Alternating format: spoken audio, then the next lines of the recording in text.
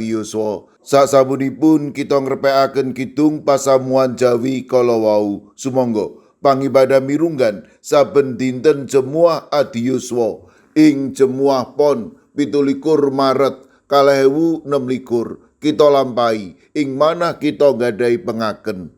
Pitulungan kita punika saking Gusti ingkang akarya jagat milanipun. Siramat lan tentrem rahayu saking Allah Sang Rama lan Gusti Yesus Kristus makuwon ing panjenengan sedaya. Amin. Para adi yuswa, jejer ingkang kita rembak, angkaten watu iku. Angkaten watu iku. Yohanes 11 ayat 52a. Watune tumuli disingkirake. Para adi yuswa, wonten mantan napi narkoba rawuh ngibadah ing gereja. Piyambakipun lenggah ing papan wingking lan ngajeng-ajeng saged miwiti gesang enggal. Nanging nalika pangibadah rampung, boten wonten warga ingkang nyopo aruh, malah sawetawis warga nebihi piyambakipun. Minggu candhaipun piyambakipun boten rawuh malih ing gereja. Piyambakipun kepingin mratobat nanging rumaos katampik.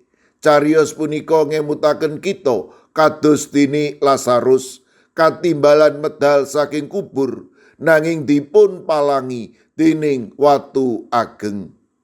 Cariyos Lazarus ingkang kawungoaken boten namung bab mujizatipun Gusti Yesus ingkang ngawonaken pati, nanging ugi kegambaran kados pundi gesang enggal kawiwitan nalika komunitas gereja wantun sesarengan bika korining kubur lan bika ules talining kubur.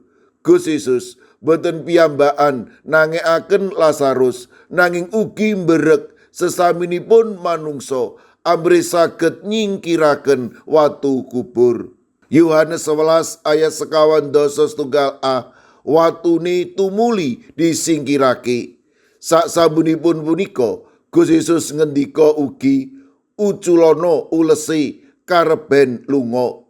Punika piwucal penting kangge kita bilih pamratobat lan kawungoaken dadi namung perkawising pribadi, nanging ugi kedah kabiyantu dening liyan. Asring tiyang kepingin nindakaken ewah-ewahan pamratobat gesang enggal nanging dipun palangi dening sela ingkang awrat, inggih menika trauma, dosa lami, katampik, stigma sosial, dipun cap awon lan sak piturutipun.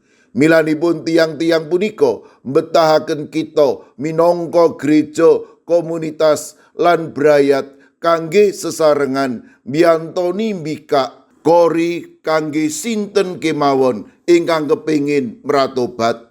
Para adi yuswa, ing mangsa prapaskah sakmangke monggo kita pitaken ing manah menapa kita purun mbiyantoni ngangkat sela punika lan nguculaken tali pangiket kangge liyan ingkang kepingin mratobat, utawi kita malah nyeksani lan boten sapa aruh. Pamratobat sejati boten badhe kelampahan piyambakan. Gereja katimbalan boten namung khotbah bab katresnan pangapunten, nanging gesangi katresnan ing tumindak nyata. Inggih punika purun nami malih liyan ingkang mratobat nyarengi lan mulihaken sesarengan. Amin. Sumangga kita ndedonga. Matur nuwun Gusti, dinten punika paduka paring pepimut amri kawula purun nampi malih kalian sinten kemawon ingkang mratobat. Malah kepara paduka ugi ngendika, amri kawula ngangkat sela, nyingkiraken sela lan ugi mbikak ules pangiket. Matemas sedherek kawula punika saged nampi gesang enggal. Kawula pasrahaken kawulipun para adi yuswa ing pundiya papan. Monggo paduka ingkang tansah ngreksa paring berkah matema ing satengahing raga ingkang ringkih. Para adi yuswa tansah rineksa kakiyataken kalipur dening paduka. Kawula pasrahaken sawetawis sedherek kawula ingkang nembe nandhang sakit lan ing pemulihan ing pundia papan kawula pitados para adi yuswa punika tansah ugi badhe nampi wetaing kesarasan peparing paduka ing sadengah kawontenan. Kawula pasrahaken anak putu kawula ingkang nembe sinau makarya gesang bebrayatan ing pundia papan. Monggo Gusti paduka ingkang nulungi, paduka ingkang ngandi, paduka ugi ingkang berkahi. Kawula pasrahaken Komisi Adi Yuswa ing Gereja Klase Sinode Tabloid Adi Yuswa Wasita Adi pengetan halun ing wulan Juni mangke. Paduka ingkang tansah paring pangandikan, paduka ingkang tansah nulungi matemah sedaya punika nyagetaken para adi yuswa caket raket kalian paduka. Kawula pasrahaken pandonga pasambat kawula wonten ing asma paduka Gusti kawula Yesus Kristus ingkang paring berkah dhateng kawula. Siramat lan tentrem rahayu saking Allah Sang Rama, Sang Putra, tuwin Sang Roh Suci makuwon ing panjenengan sedaya.